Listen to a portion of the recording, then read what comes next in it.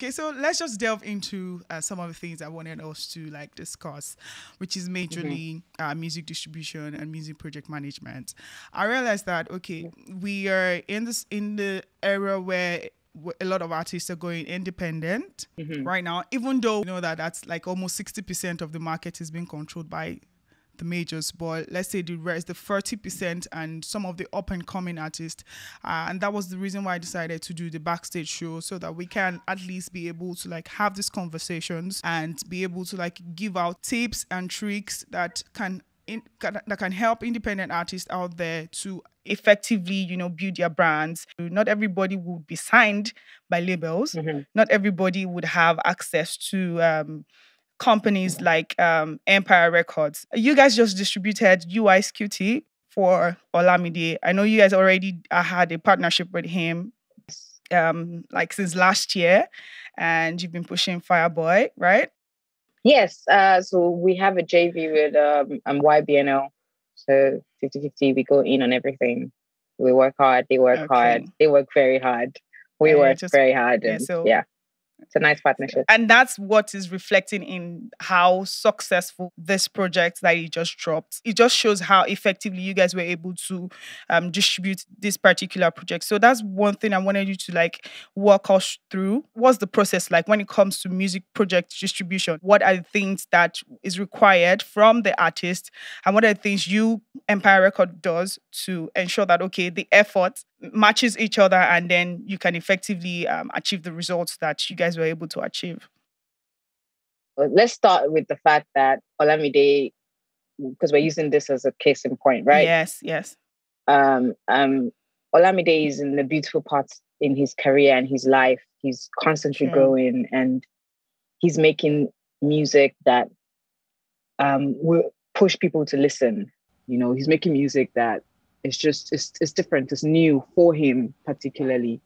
Um, and so like that and every other artist, the first step to anything is the product.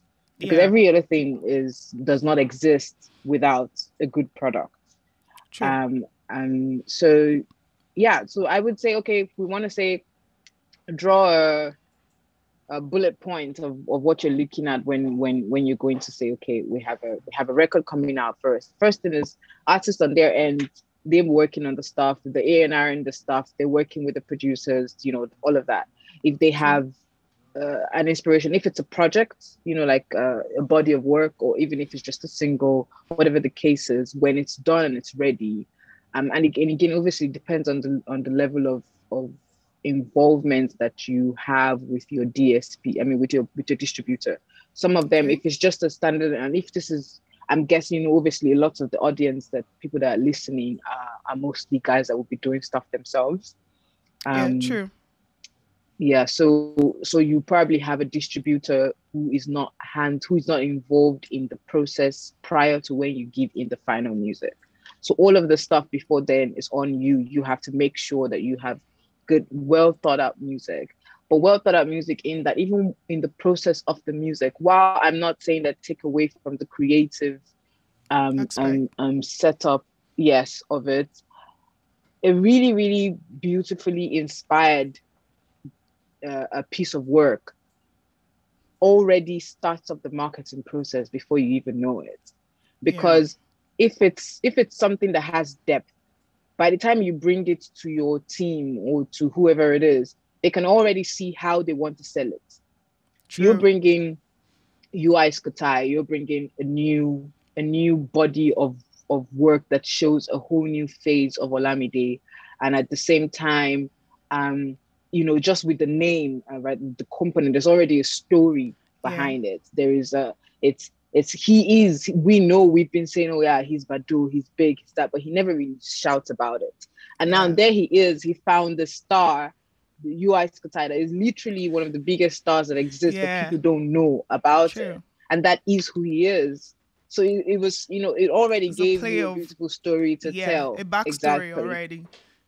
I mean, Exactly. I So didn't even know about the star the star. until it dropped his album, and it's so simple how he was able to come up about the name. It was a son that asked him the Yeah. question, and I'm like, I think And that is the thing, constantly learning, True. and how he's opened himself up to that. And most Yeah. artists should too, always looking for, without being calculative about it, but always open to inspiration, because it can literally Yeah. come at the weirdest times from anything at all. True. And so once that part is done, then you're now having a conversation with your distributor. If you're doing it by yourself, then you're saying, okay, I have the song. When is the best time I want to release this? What is my target? What do I want to do with the song? Right? If I just want to put it up on the stores, I don't have a huge budget. I don't want to go. I'm not going to do like a huge plugin on radio, or do like a huge plugin on TV.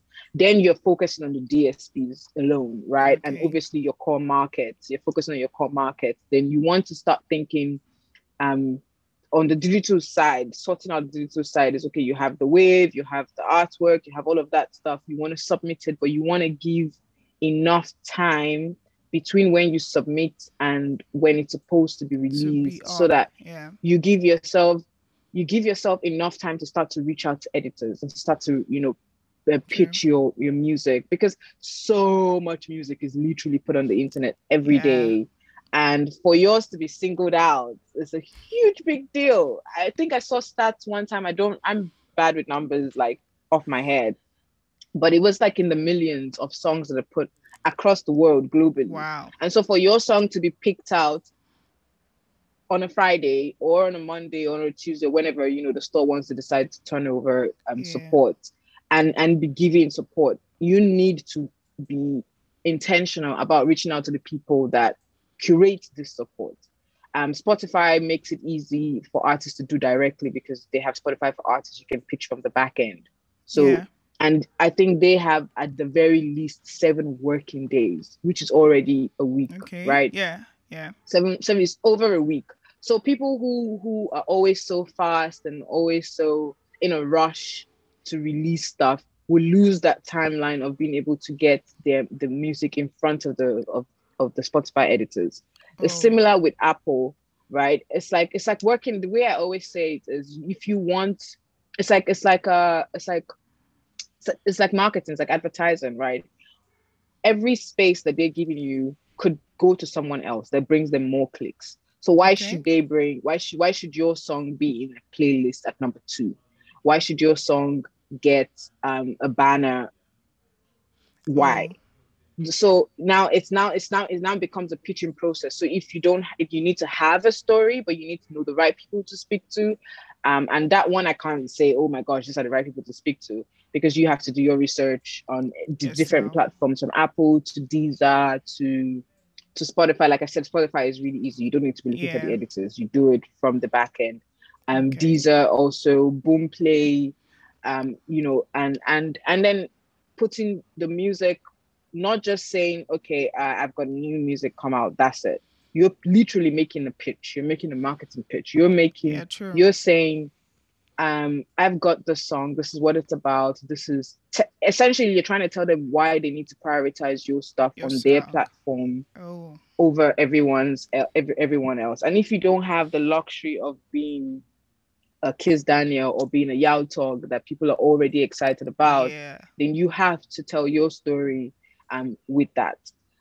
So I think for me, like, the key points would be obviously the music making, but also the story behind it, Behind the music. um, behind the music, because that's what you use to make your pitch, but also the research of your targets.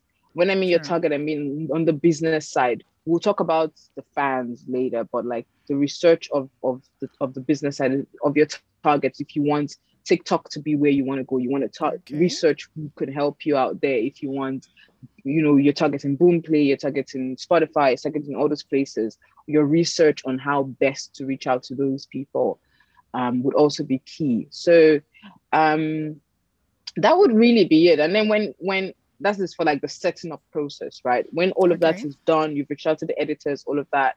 Then you're focusing now on the larger plan of promoting it. You're Yeah. thinking about assets, things that you can use for social media. How do you want to interact with your fans? True. Because you see, people would say, It's a simple thing. Okay, maybe you're upcoming, your Spotify doesn't have as much thingy, but Spotify is literally like they have the way they've set up Spotify for artists. You can interact. It's interactive in a way, in that Okay. you need to get people to follow you, right? Also, It's it's like more like a social media. social platform. Oh, okay. It is. They're set up a bit user friendly. By that I mean the artists are able to use the interface to provide certain information to fans or just general audiences. For instance, Okay. the whole getting people to follow you, right? People are not just following you Okay. for the sake of following you. The algorithm reads it in such a way where there's something called Release Radar, Discover Weekly, and people Okay. that follow certain artists. When an artist has a new release out, you know, it goes directly into that person's release radar, into all the people that you're following. So if you have 500 people following you, literally 500 people get, at least the ones that are active, they get your song on release day into their personalized new music playlist Oh. for the fan. Yes. Oh, So okay. Does the same thing getting happen with Apple Music too? yeah, in a way, yes. Apple Music Okay. on your they've improved their interface in such a way also that when you have your person, it is personalized. It's a password is called you. It used to be for your Okay. personalized playlist or like mixes and stuff like that. The kinds when you're signing up for Apple Music, you would see that there are parts. There's times when you're asked about, artists that you like or artists that you follow, kind of music Yeah, that you true. follow. Sure. So it Yes. uses that algorithm and then also just obviously monitors the kind of music that you listen to often enough, the albums that you add, the artists that you add, and then it will give you those recommendations into your personalized playlist. So generally, all of them are continuously improving their system. But the takeaway from it really is that just as you interact with your fans on IG, you interact with your fans on Twitter, your fans or your listeners also interact with your music on this platforms, right? So um, as much as you can as an artist, it's always advisable to try to bring them in, like to get them to interact with you on a specific platform. So maybe Okay. you're running a campaign with Boomplay. Share Boomplay's Yeah. direct link and tell people to follow you there, just to build your user base Okay. there. Do the same thing with Okay. Spotify. Do the same thing with Apple. You can even make Okay. your own. Everybody is not going to get an artist essential done for them, but you can make your own, True.